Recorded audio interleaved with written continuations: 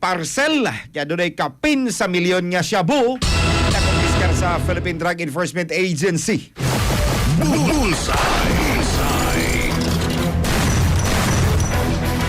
Atong baon katropang Janli ang pamahayag ang report o kinatibuk ang detalye gikan ni katropang Eric Amaro. Live report. Mayo ka buntag ka Philip katropa ka Sanli mga kigalaan na imutagta diri karon no sa habagat amihan ng bahin sa probinsya sa Sugbo sa siyudad sa Danau. Maklaro naman dito diri sa radyo po no. Maabot man ditong signal po diri kapita po no. Matay layo yung kagyatuan ba? Ani para sa bayan katropa ka. Di ako believe ko di mo nakita. Argo ka Cebu City pero naabot yung kas Danau ron. Salamat kay katropang Eric.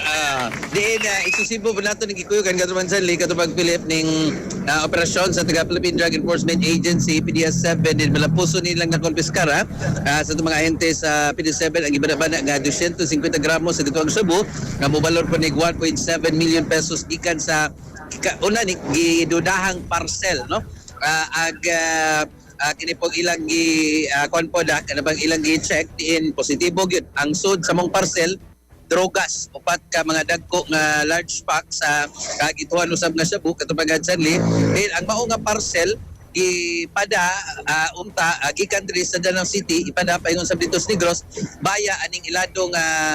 express cargo money remittance kini pong padala company katubang Sanli katubang Philip nga nakabase po sa siyudad sa Danau kay una lagi ani matod pa sa kini pong usas mga attendant nga kaghapon sa hapon katubang Sanli dunay usa ka laki kadudahan ang lihok nagka pinayungyong unya murag uneasy kanabang di mahimutang magpanglingi kumbaga og dito nagpadani siya og kunuhay t-shirt ang iyang gideclare apan sa t-shirt di ay doon na dito giputos nga upat ka mga large pack nga pakete. So sila nga nagduda pod katubang Sanli ni report po sing tungdang ahensya sa atog taga Philippine Drug Enforcement Agency PDEA og dito kagina gidaning kini pong usas mga kasaligan pod nga K9 dog no nga si Lexi dito no sab sa kini pong barangay poblasyon og pag kini pong as part of standard operating procedure SOP gipa check dito gipasimhot og pag simhot dito nilingkod kining si K9 dog Lexi og dito positibo nga droga kung basihan lang ang response kay highly trained ba rin drogas mo to nga ilang gi konfiskar ang maong kining upat ka mga large pack sa white crystalline powder nga nasudpod og white transparent plastic og ipaubos nila sa chemical analysis no ngadto sa PDEA laboratory katropang Sanli katropang Philip mga kahigalan ang kini pong nagpadaan ni kadudahan pod kay kung tan-aw nimo ang iya usab nga kini pong kanang identity katropang Sanli katropang Philip kining ni siya taga Danau City ang iyang address niya iyang ipada ngadto sa Valdivia Street, San Carlos City unya ang certain ni siya Oliver Longgakit iyang paladaan pero ang nagpada Oliver Longgakit Dolor maura sila ang pagduda sa ato sab nga PDS-7 nga iya ning murag makuyawan siguro ning tag-iya nga iyang dead on iyang bitbiton ang kining ginuling drugas paingon dito sa Negros mo nang iyang ipada o kining remittance padala center katuman sa linya iya rang sugaton dito siya rag hapon ni one and kanibang the same person ni siya katubang Sanli katubang Philip no so posible nagatang-atang ni dito ron unya wa ni maabtan kay nakonfiskar man sa tong taga PDS-7 katubang Sanli katubang Philip mga kahigalaan pod so mo ni nga usa ni sa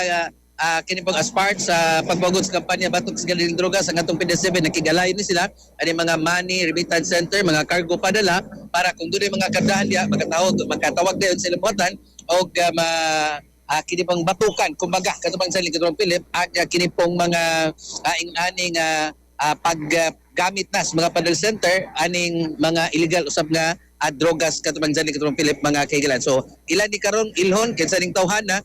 katubang Sanli katubang Philip para usab papasakaan og kining pagkasong pagpayhot og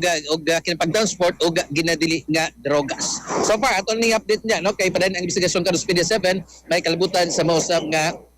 kini pog pagkakonbiskar sa mukabat 1.7 milyon ka pesos nga balor sa gituang ginaling drogas bay din padaon tani baya aning usa ka ilado remittance padala kining cargo